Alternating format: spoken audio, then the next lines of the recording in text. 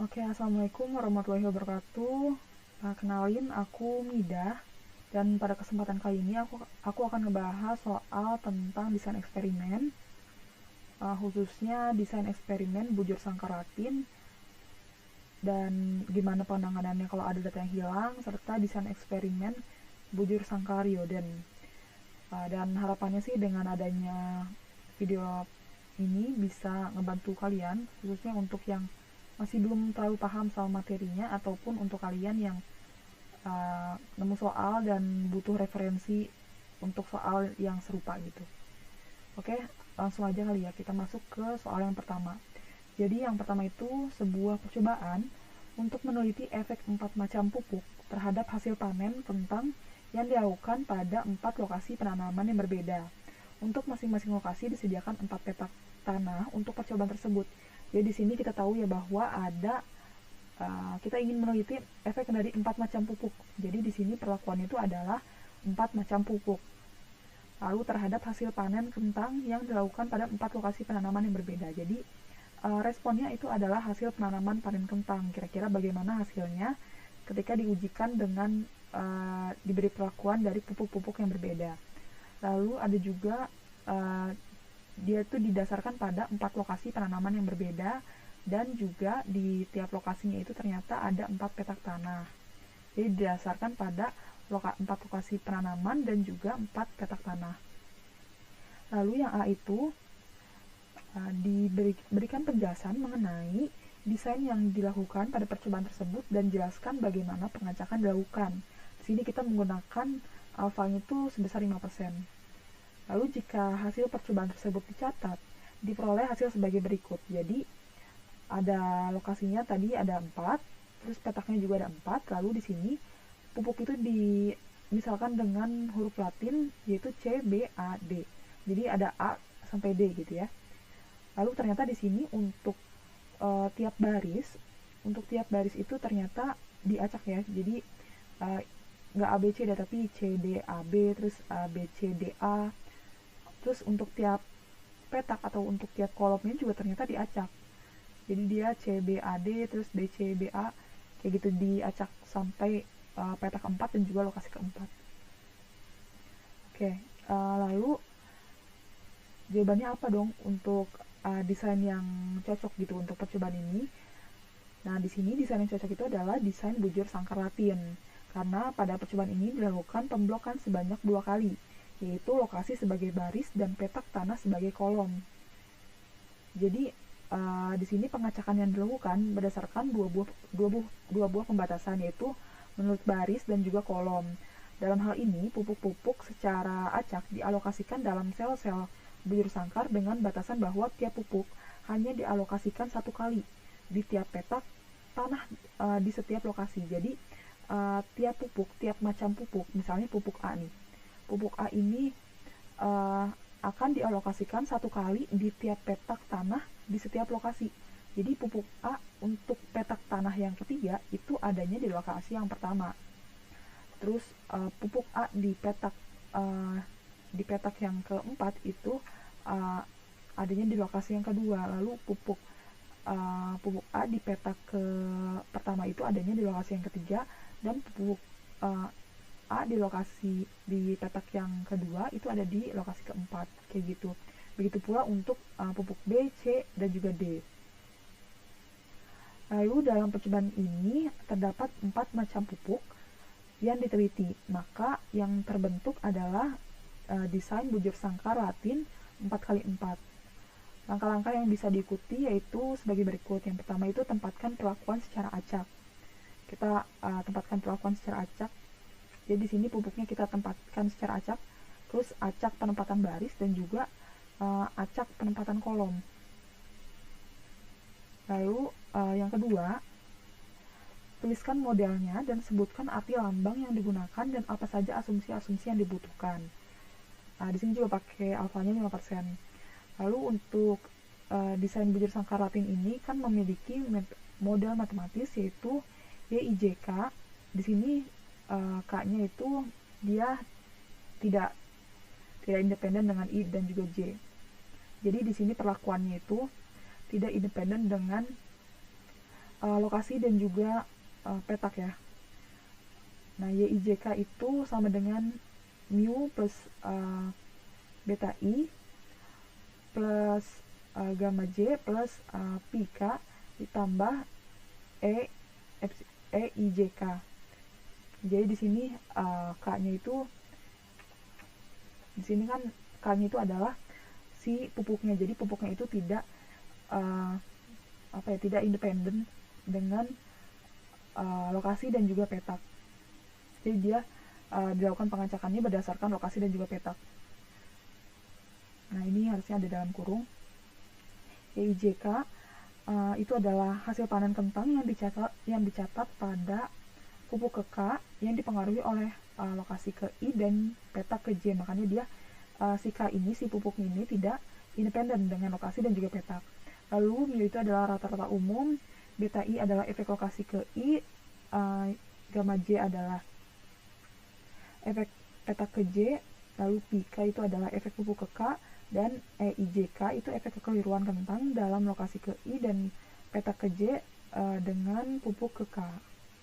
Lalu asumsinya, karena pelakuan pengaruh tetap yaitu faktor macam pupuk dengan 4 taraf ABCD, maka asumsinya itu sebagai berikut. Jadi di sini dianggap tetap karena kita cuma punya 4 taraf gitu. Jadi bukan terdapat banyak taraf lalu diambil sebagian. Ini kita memang hanya punya 4 taraf aja gitu. Ada 4 taraf faktor dan memang itu yang dipakai. Lalu makanya di sini disebut juga tetap. Nah, maka asumsi yang berlaku adalah sebagai berikut. Jadi kita mengacu pada asumsi ketika keadaannya adalah tetap.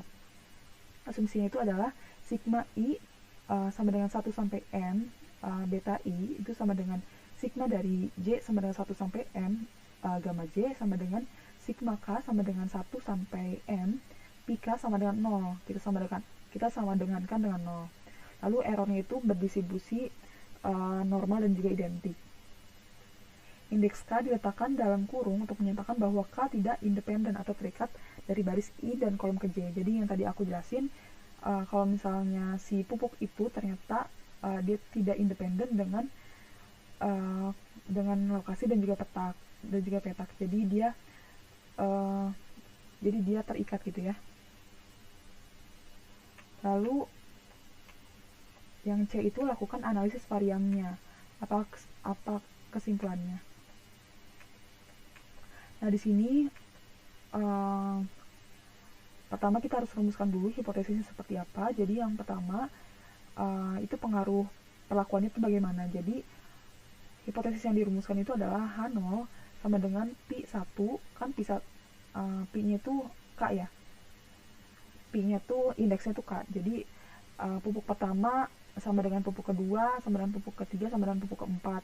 Sama dengan 0 artinya tidak terdapat pengaruh 4 macam pupuk terhadap hasil panen kentang. Lalu H1-nya itu adalah tidak sama dengan 0. Atau paling sedikit ada 1 K di mana P-K-nya itu tidak sama dengan 0, atau terdapat pengaruh 4 macam pupuk terhadap hasil panen kentang. Lalu pengaruh baris kita hitung juga apakah lokasi penanamannya itu berpengaruh atau tidak. Jadi untuk H0-nya itu adalah beta 1 sama dengan beta 2 sama dengan beta 3 sama dengan beta 4 sama dengan 0. Jadi lokasi penanaman itu tidak berpengaruh terhadap hasil panen kentang. Lalu H1-nya itu beta 1 tidak sama dengan beta 2, tidak sama dengan beta 3, atau tidak sama dengan beta 4, atau paling sedikit ada 1 I di mana beta I-nya tidak sama dengan 0. Sebenarnya yang benar tuh ini ya. Jadi nggak harus merekanya tuh beda semua, tapi ada 1 yang berbeda saja itu sudah masuk ke H1. Jadi H1 itu artinya lokasi penanaman berpengaruh terhadap hasil panen kentang. Lalu pengaruh kolom sekarang, apakah petaknya itu berpengaruh atau tidak terhadap hasil panen kentang.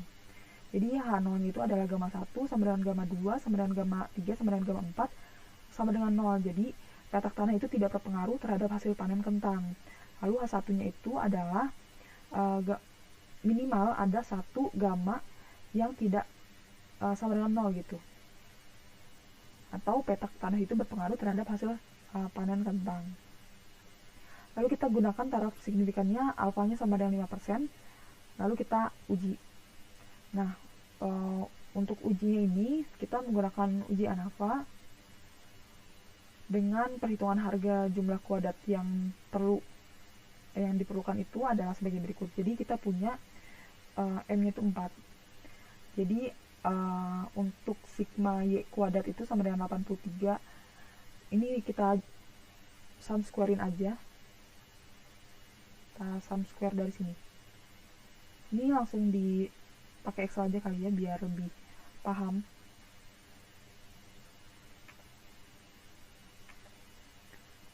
Oke.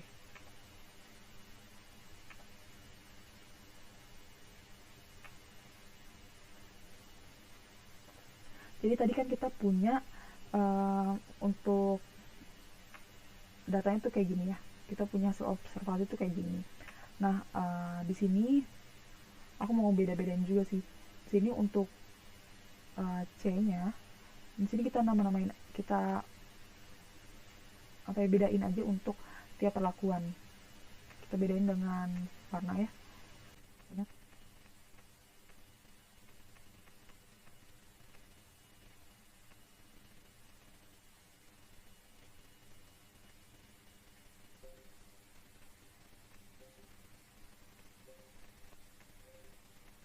Nah, di sini udah selesai nih. Jadi kita ubah dulu di sini. Ini kan masih ada angkanya ya, jadi kita belum bisa proses. Nah, kita pindahin dulu ke sini. Kita hilangin dulu angka-angkanya, tapi kita tetap mencirikan mereka dengan warna-warna. Jadi untuk yang pertama itu kita jumlahin dulu masing-masing dari baris serta masing-masing dari kolom. Jadi kita jumlahkan kolom pertama, kita jumlahkan, terus ini kolom kedua kita jumlahkan, kolom ketiga dijumlahkan, dan kolom keempat dijumlahkan.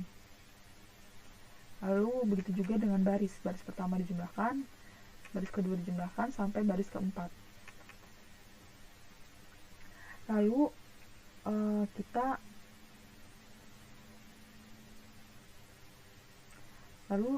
sebenarnya bisa langsung ini sih, kita bisa langsung cari jumlah kuadrat yang dibutuhkan nih.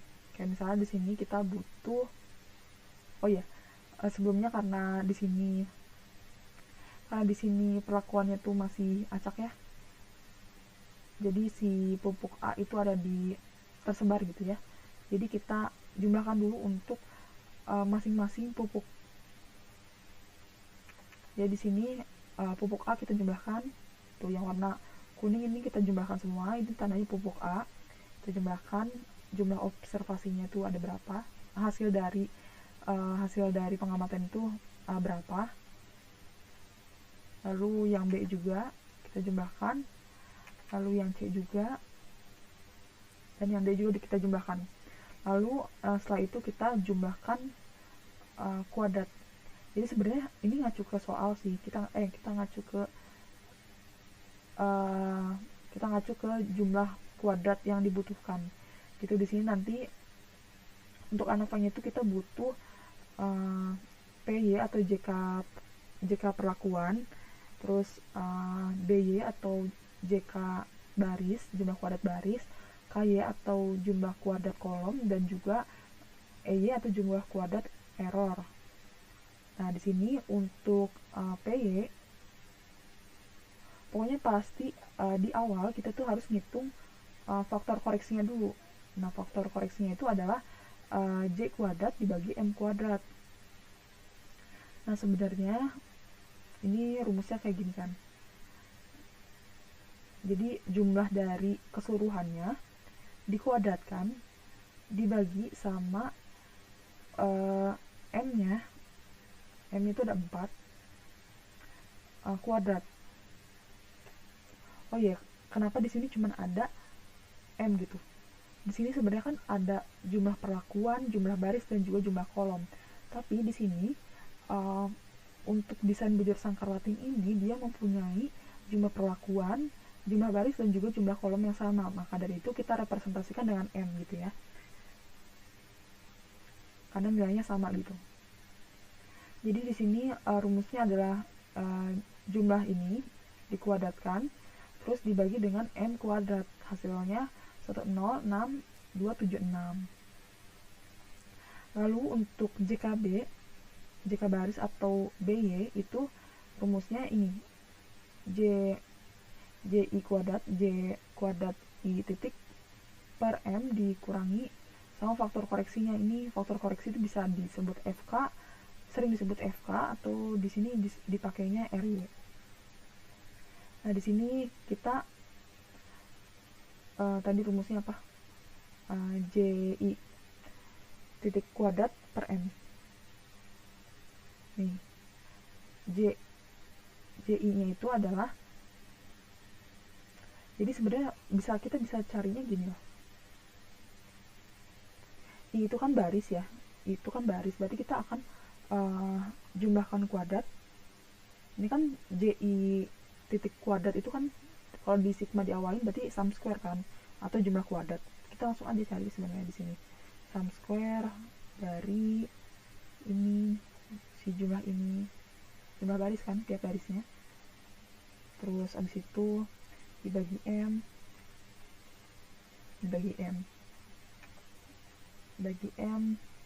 terus dikurangi faktor koreksinya.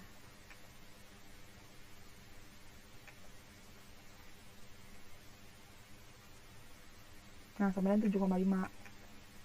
Menurut aku lebih mudah sih kalau pakai cara ini. Nih, kalau di sini tuh dia kita buat jumlah dari tiap barisnya dulu, terus habis itu jumlah dari tiap baris ini kita kuadratkan, terus baru kita jumlahkan, kayak gitu untuk dapat ini. Ini juga jumlah untuk tiap kolomnya dikuadratkan, hasilnya segini, terus baru dijumlahkan, gitu, sama aja sih. Terus untuk jumlah kuadrat dari kolom itu sama caranya, cuman dia di kolom aja. Jadi di sini kita sama dengan kan sum square ya, itu kan rumusnya sum square, terus dari kolom, jumlah kolom ini, terus dibagi M, terus dikurangi faktor koreksinya.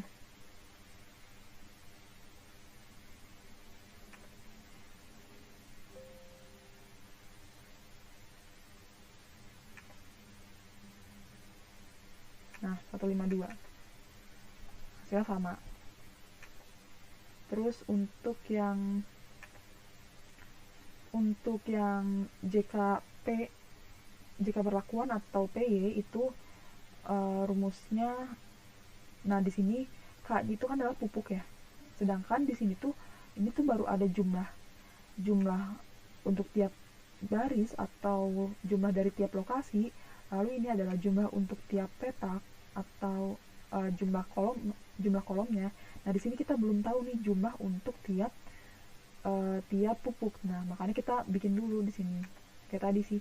Jadi ini tuh adalah jumlah dari pupuk A, hasil pengamatan pupuk A, lalu yang kedua ini hasil pengamatan di pupuk B, itu kita jumlahkan nih yang warnanya sama. Makanya tadi aku saranin untuk disamain dulu warnanya tiap pupuknya sampai B.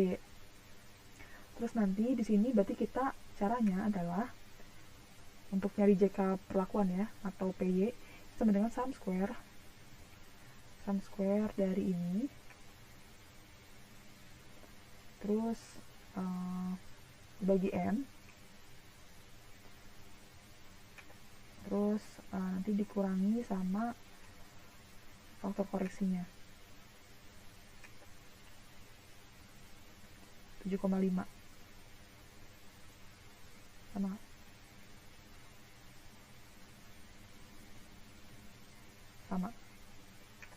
ya. Terus untuk errornya ini adalah sebenarnya errornya itu adalah kita hitung dulu si JKP nya itu berapa, jumlah kuadrat totalnya itu kan nih, aku aku tulis aja ya, JKT. Total itu sama dengan dia tuh sum square dari semua observasinya, lalu dikurangi oleh faktor koreksi.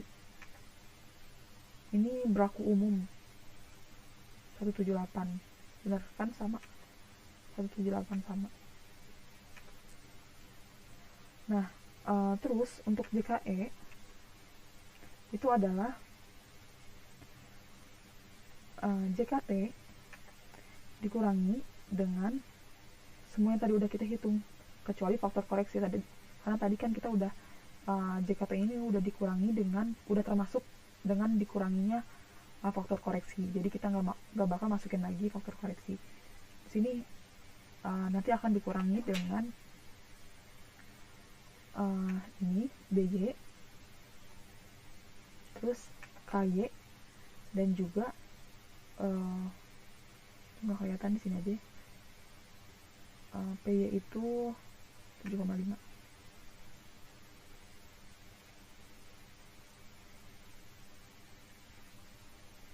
Nah, nanti hasilnya adalah 11.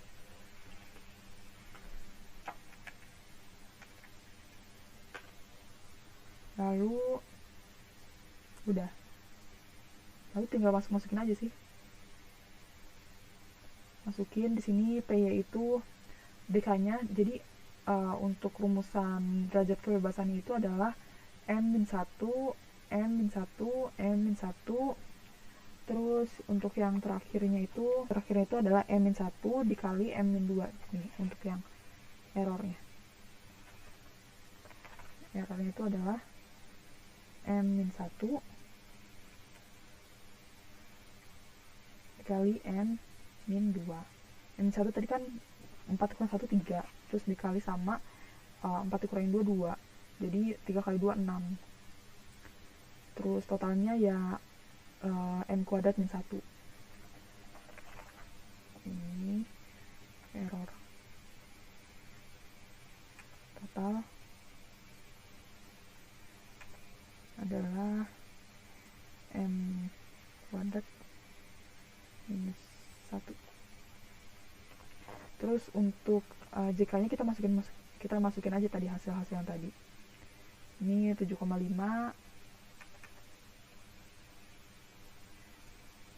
152, 11 sama 178. Lalu KT-nya, untuk KT-nya ini kita hanya tinggal membagi si JK dengan masing-masing derajat kebebasannya. Jadi kayak ini, dia JK-nya 7,5 dibagi dengan DK-nya 3. Ini juga. Terus ini 152 dibagi 3. So yang ini harusnya 6 ya.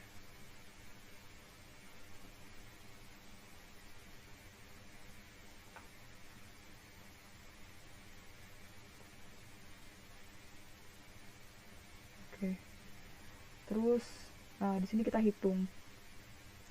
Hitungnya kita pakai rumus, karena di sini kita pakai dengan asumsinya tetap ya.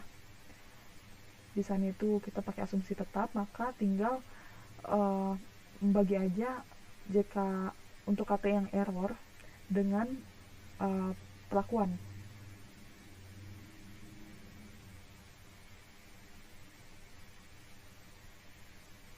Lalu di sini ini hasil dari tabel, kita pakai finf, terus masukin aja degree of freedom.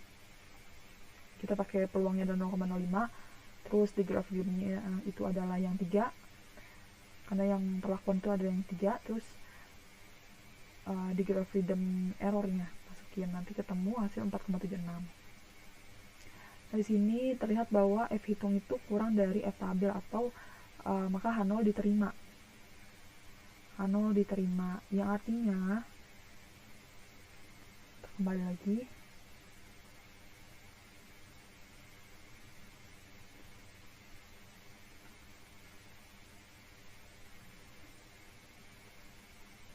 dengan taraf signifikan 5%, dapat disimpulkan bahwa tidak terdapat pengaruh 4 macam pupuk terhadap hasil panen kentang.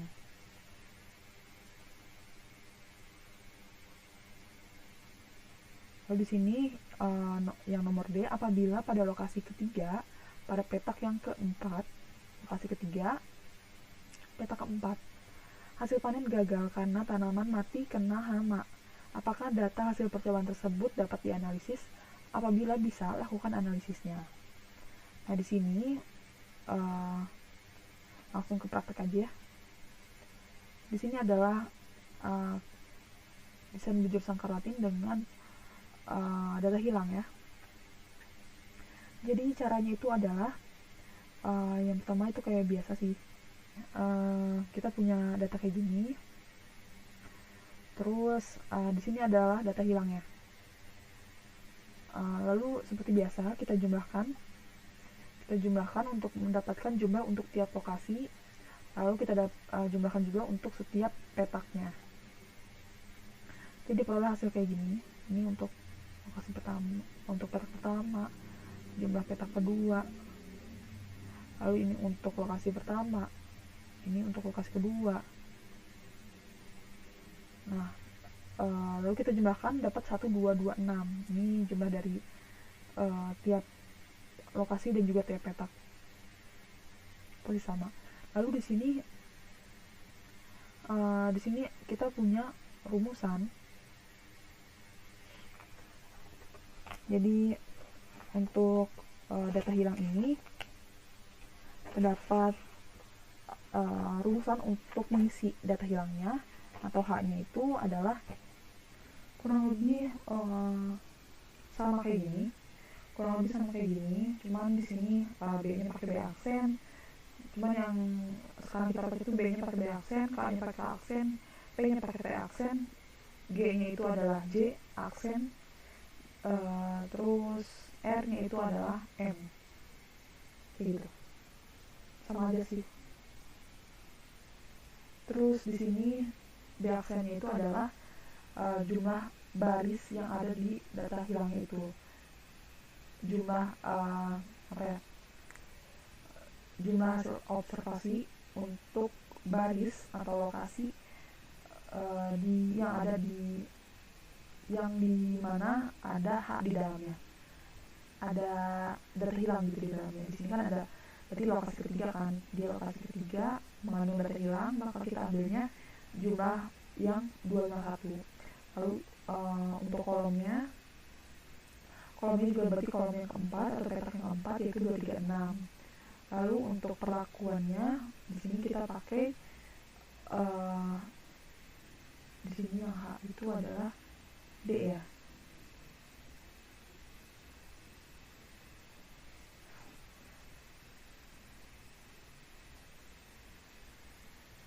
Oh iya, jadi kita jumlahkan gitu.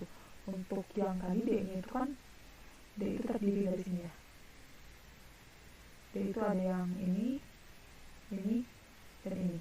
Jadi ada 3, harusnya ada 4. Nah, kita jumlahkan nih. 38 ditambah 85 ditambah 83. Ini 246. Lalu kita tahu bahwa M itu adalah 4. Lalu untuk di sini kan rumusnya ya. Rumusnya M, ini kita langsung aku ganti aja.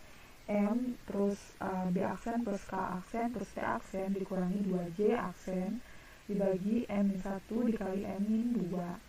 Lalu di sini kita tahu bahwa di dalam kurungnya itu adalah B aksen plus K aksen plus T aksen. Kita jumlahin dulu biar lebih gampang. Terus H-nya itu adalah pakai rumus ini aja, jadi M itu adalah 4 dikali hasilnya adalah 733 dikurangi 2 kali J aksen yaitu 1226.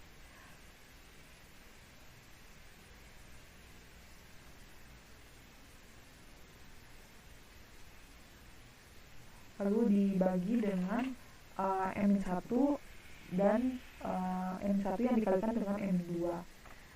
Maka hasilnya adalah 80. Jadi di sini kita bisa mengisi H itu adalah 80. Nah, udah keisi nih data hilangnya, maka kita bisa analisis seperti biasa gitu. Jadi di sini masuk angka 80-nya, terus kita hitung jumlah untuk tiap baris, lalu kita hitung juga jumlah untuk tiap kolom, seperti biasa. Terus kita hitung deh gimana JK untuk perlakuannya, JK untuk baris, JK untuk kolom, terus JK untuk errornya, dan JK untuk totalnya. Lalu di sini kita punya DK untuk masing-masing, yaitu ini M-1, M-1, M-1, lalu ini M-1 kali M-2, lalu ini ada M kuadrat dikurangi 1. Lalu untuk di sini kita tinggal isi aja JK yang tadi udah kita dapatkan. Lalu di sini KT kayak biasa, dia dibagi sama DK-nya. Oh, ini masih dibagi 3 ya, ini harusnya dibagi 6.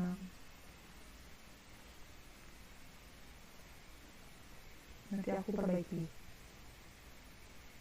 Lalu dapat F hitungnya ternyata 1,31, F tabelnya itu adalah 4,76, lalu F hitung ternyata lebih kecil daripada F tabel, maka 0 diterima, yang artinya data hasil percobaan dengan data hilang ini nanti hasilnya adalah H0 ditolak ya, H0 diterima.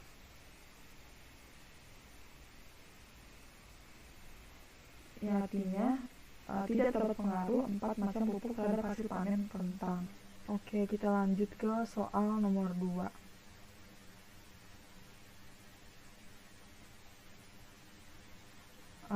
Suatu perusahaan yang memproduksi produk Z akan melakukan percobaan mengenai pengaruh 5 metode perakitan komponen terhadap lamanya waktu perakitan. Percobaan ini membutuhkan 5 operator yang terlatih untuk melakukan percobaan tersebut, tetapi biasanya mempunyai keterampilan operator tersebut berbeda. Jadi di sini ada perusahaan yang memproduksi produk Z, dia akan mencoba apakah kelima metode perakitan komponen ini yang berbeda-beda itu ada pengaruhnya terhadap lama waktu perakitan. Terus di sini kita butuh 5 operator untuk percobaan itu. Nah, keterampilan tiap operator itu berbeda, dan juga perusahaan itu punya 4 stasiun tempat perakitan yang berbeda. Jadi ada 5 operator yang berbeda dan juga ada 4 stasiun yang berbeda. Lalu yang pertama, desain percobaan apa yang sebaiknya digunakan? Jelaskan bagaimana pengacakan tersebut, pengacakan yang dilakukan pada desain tersebut. Jadi di sini kita pakai desain bujur sangkar Yodan, karena pada percobaan ini dilakukan pemblokan sebanyak 2 kali, yaitu operator pada baris dan stasiun pada kolom, dengan banyak perlakuan, yaitu dalam hal ini metode perakitan A, B, C, D, E lebih banyak jika dibandingkan dengan banyak stasiun perakitan. Jadi di sini nggak ini ya, walaupun dia di sini kan kita tahu ya bahwa dia dilakukan pemblokan dengan menurut baris dan juga kolom, atau menurut operator dan juga menurut stasiun yang berbeda-beda gitu ya. Tapi di sini kita tetap menggunakan desain bujur sangkar, namun untuk metodenya ternyata lebih banyak gitu dibandingkan dengan stasiun perakitannya, sehingga desain bujur sangkar Yodan atau desain bujur sangkar Latin tak lengkap itu tepat untuk percobaan ini. Lalu pengacakan yang dilakukan pada desain ini berdasarkan 2 buah pembatasan, yaitu menurut baris dan juga kolom, sama seperti tadi ya. Jadi menurut operator dan juga menurut stasiun perakitan. Langkah-langkah yang bisa diikuti yaitu sebagai berikut. Yang pertama, tempatkan perlakuan secara acaklah penempatan baris dan juga penempatan kolom. Jadi sama seperti desain bujur sangkar Latin biasa ya untuk pengacakannya. Lalu yang B, bagaimana modelnya dan jelaskan lambang yang digunakan dalam model tersebut beserta asumsinya. Jadi di sini kita punya model untuk desain bujur sangkar Yodan ya. Untuk desain bujur sangkar Yodan itu YIJK itu sama dengan mu ditambah beta I ditambah gamma J ditambah pi K sama dengan EIJK. Di sini K-nya itu tidak di dalam kurung ya, seperti yang sebelumnya, seperti yang desain bujur sangkar Latin. K-nya itu tidak di dalam kurung, artinya K atau perlakuannya ini independen terhadap baris dan juga kolom. Jadi K-nya itu tadi apa ya? Dia metode perakitannya itu tidak itu di independen gitu, itu saling bebas dengan baris dan juga kolom, jadi tidak diatur atau tidak terikat gitu. Si metode ini tidak terikat oleh operator dan juga stasiun yang mana, jadi dia bebas gitu di mana aja, dan gak harus ada satu untuk tiap baris dan juga satu untuk tiap kolom seperti yang pertama. Terus di sini YIJK mau waktu perakitan yang dicatat dari metode perakitan ke K yang dipengaruhi oleh operator ke I dan stasiun perakitan ke J. Lalu mu itu rata-rata umum, beta I itu efek operator ke I, jadi baris ya kalau operator tuh. YJ adalah efek stasiun perakitan ke J, pi K itu adalah efek metode perakitan ke K atau perlakuannya. Terus IJK itu adalah efek kekeliruan komponen yang dirakit operasi ke I di stasiun perakitan ke J dengan metode perakitan ke K. Dengan asumsinya error IJK-nya itu berdistribusi normal dan independen dengan rata-rata 0 dan variansinya sigma error kuadrat.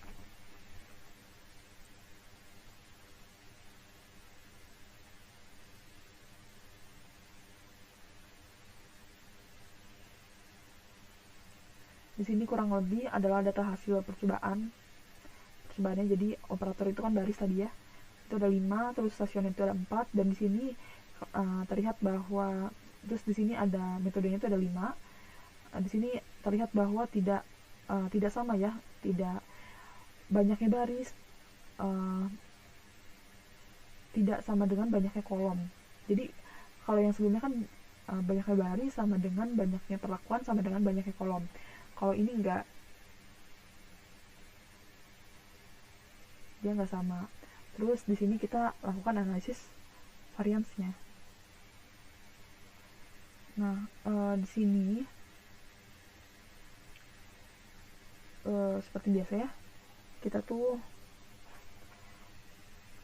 kita pindahkan dulu ke tabel dengan tanpa hurufnya agar bisa dioperasikan. Jadi kita seperti biasa kita hitung jumlah untuk tiap operator atau tiap barisnya, lalu kita hitung juga jumlah untuk setiap kolom atau stationnya, lalu kita tinggal hitung aja sih, kita tinggal hitung jumlah kuadrat yang dibutuhkan.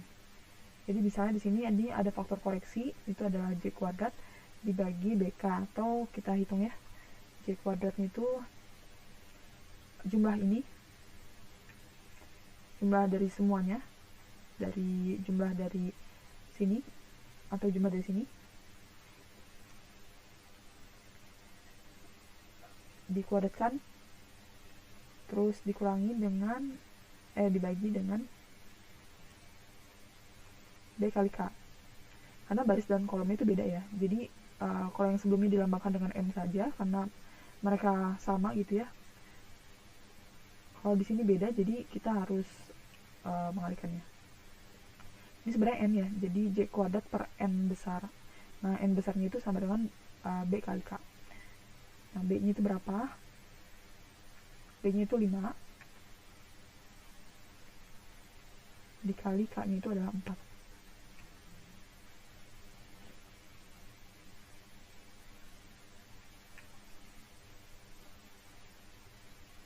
Nah, hasilnya ini. Lalu yang kedua itu kita cari JK untuk baris atau BY ya di sini. Itu sama dengan kayak biasa sih. Jadi kita sum square ini cara yang gampang ya. Sum square dari ini. Jadi kalau pakai sum square kita nggak usah cari bentuk kuadratnya karena udah langsung di kuadratkan dan juga langsung dijumlahkan. Di sum square dari ini baris kan, karena berdasarkan baris, sum square abis itu dibagi K,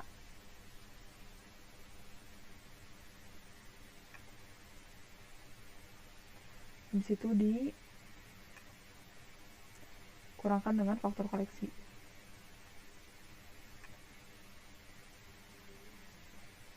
Sama kan?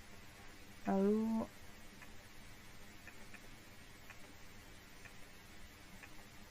ini sebenarnya kalau untuk yang kolom itu sama aja sih, cuma di sini diganti aja sum square. Udah, kita sama dengan sum square dari jumlah tiap kolomnya, terus dibagi sama B,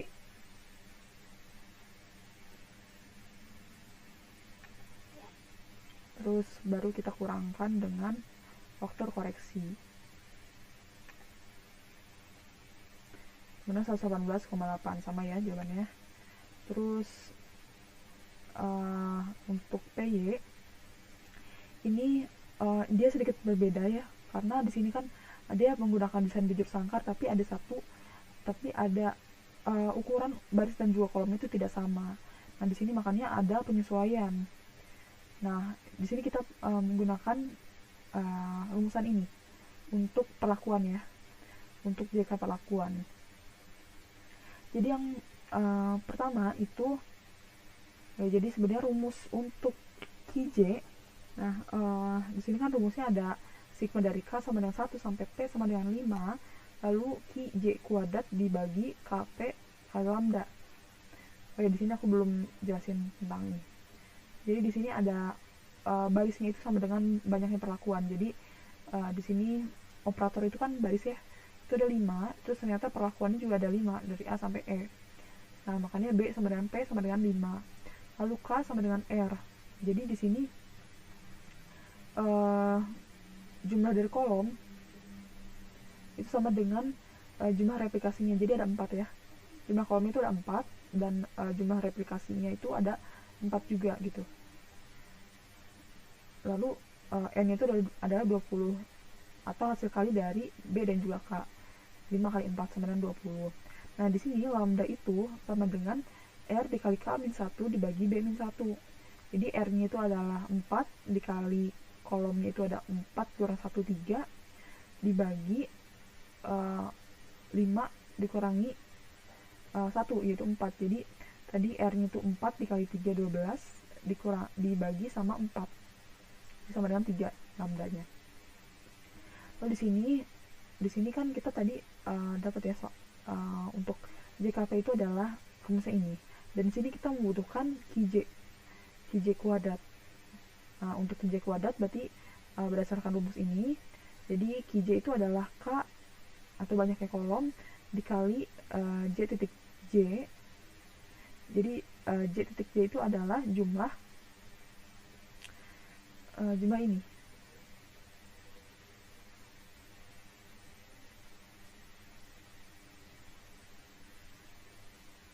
Ini.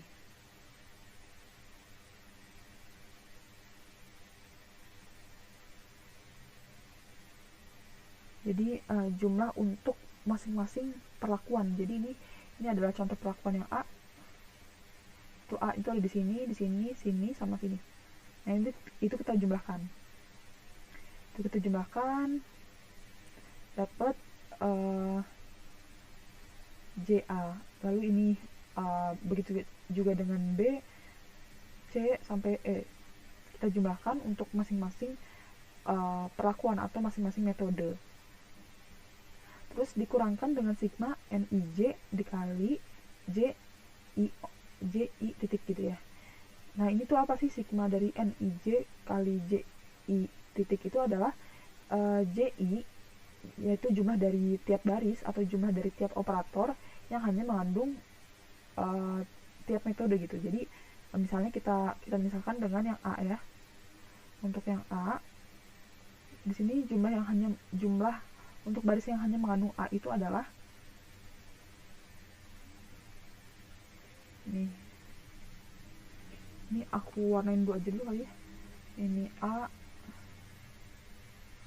nya yang ini ya.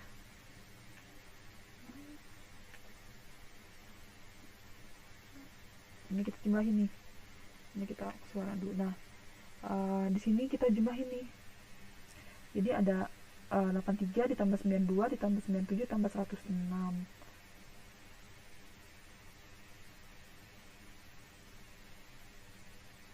Terus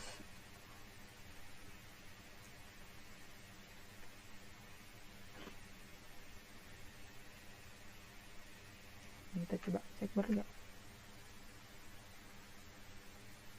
Iya benar. Jadi untuk tiap barisnya itu tiap baris yang mengandung metode A itu akan dijumlahkan.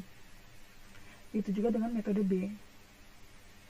Metode B itu nih yang mengandung B itu kan ada sign yang baris ketiga ya, bener gak?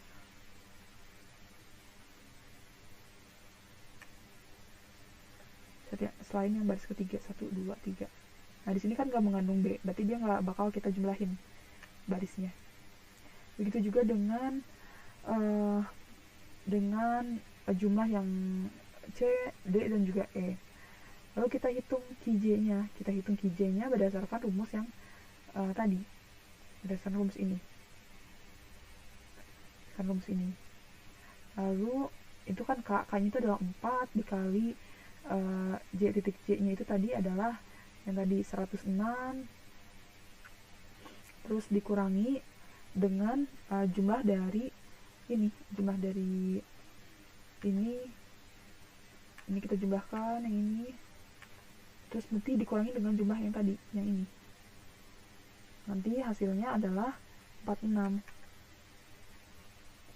Lalu begitu juga dengan yang B sampai yang E, lalu kita kuadratkan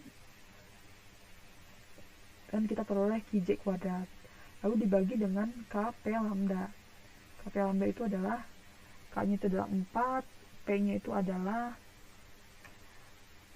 P-nya itu adalah 5, lalu dikali dengan lambdanya itu adalah 3, diperoleh nanti hasil 47,3667. Terus nanti kita masukin aja ke sini. Jadi derajat kebebasan itu P-nya tadi kan yang tadi dia jumlah perlakuan itu ada 5, atau metodenya itu ada 5, dikurang 1 adalah 4. Lalu untuk bloknya, untuk barisnya itu tadi ada 5 juga, dikurang 1 adalah 4. Lalu kolomnya itu adalah 4, dikurang 1 adalah 3. Lalu errornya itu adalah baris, ini errornya itu adalah sisa gitu. Jadi totalnya dulu kita hitung, totalnya itu adalah baris dikali kolom adalah 4 kali 5 kali 4 itu adalah 20, dikurangi 1 adalah 19. Lalu errornya itu adalah sisanya, jadi total dikurangi ini, dikurangi PY, BY, sama KY, itu adalah error. Lalu masukkan nilai JK-nya, lalu KT-nya kita hitung, dibagi sama DK.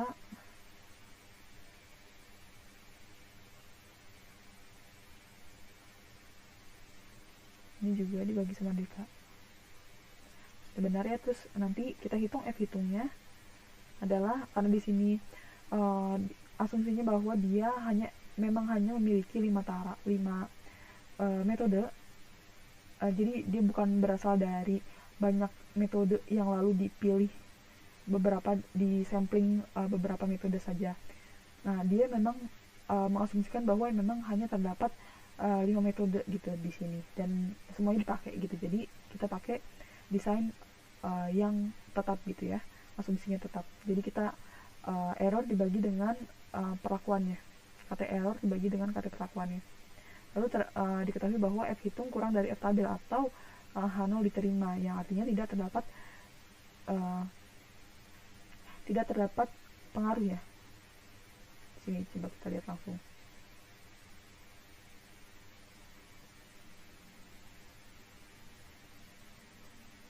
Di sini bahwa tidak terdapat pengaruh 5 metode perakitan komponen terhadap lama waktu perakitan. Dari 5 metode yang dicoba, metode mana yang terbaik? Karena hasil dari ANAFA pada poin 2C hasilnya tidak signifikan atau tidak terdapat pengaruh 5 metode perakitan komponen terhadap lama waktu perakitan, maka uji lanjut untuk mengetahui metode perakitan mana yang terbaik tidak dapat dilakukan. Jadi karena uji lanjut ini hanya berlaku jika hasilnya itu signifikan gitu, atau si perlakuan ini berpengaruh terhadap hasil atau responnya. Tetapi ternyata hasil dari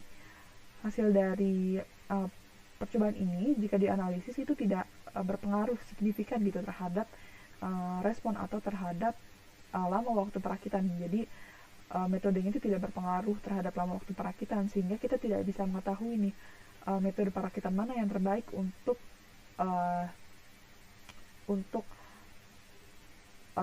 hasilnya gitu, untuk responnya.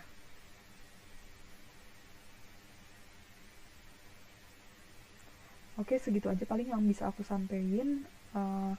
Terima kasih perhatiannya. Assalamualaikum warahmatullahi wabarakatuh.